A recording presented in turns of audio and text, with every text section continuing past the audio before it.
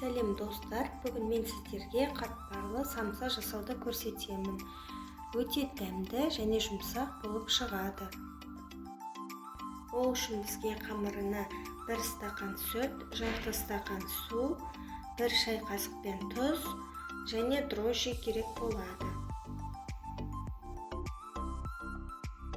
Үстінен ұн салып, жұмсақ қамыр илейміз.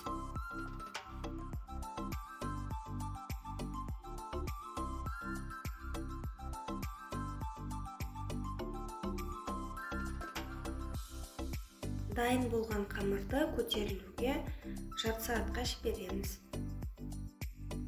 Қамыр көтерілгенше салмасын дайындаймыз. 2 пиязды ұсақтап турап аламыз.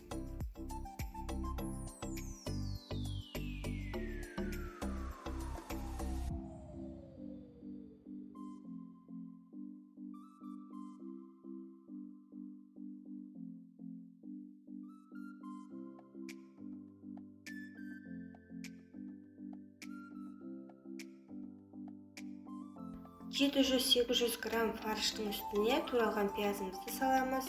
Дәміне қарай тұз, қара бұрыш салып араластырамыз.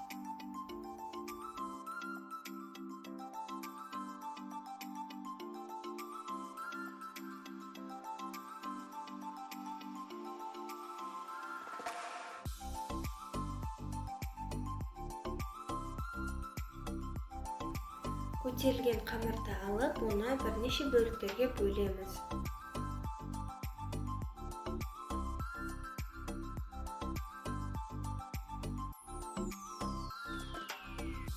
Әрбір бөлікті жұқалап жайып шығамыз.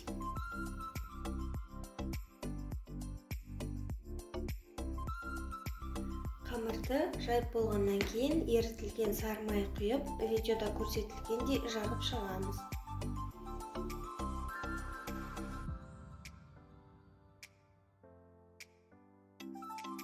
Осылай әрбір қамырды жұқалап жайып, әрқайсысының арасына ерітілген сары майды жағып, қатпарлы самса жасаймыз.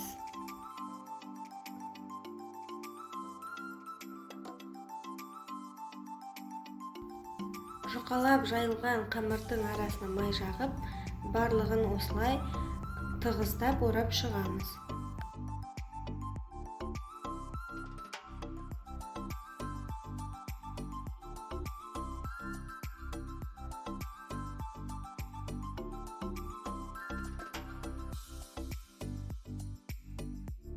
Бірнеше бөліктерге кесеміз.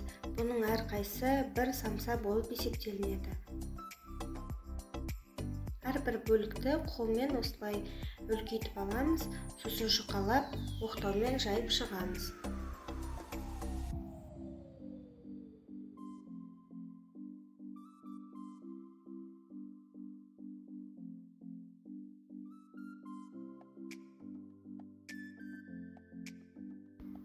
Ортасына салмасын салып, самсаны түйеміз.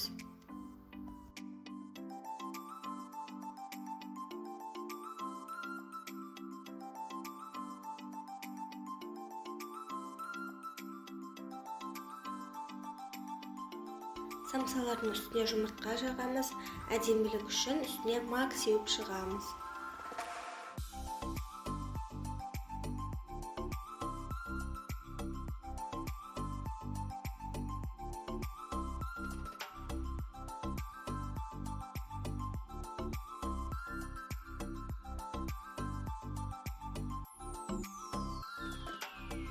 Қызып тұрған пеште 180 градуста жарты сағаттай пісіріп аламыз. Самсамыз дайын болды. Өте дәмді, жұмсақ болып шығады. Видео ұнап жатса лайк басып, каналыма тіркеліп қойыңыздар.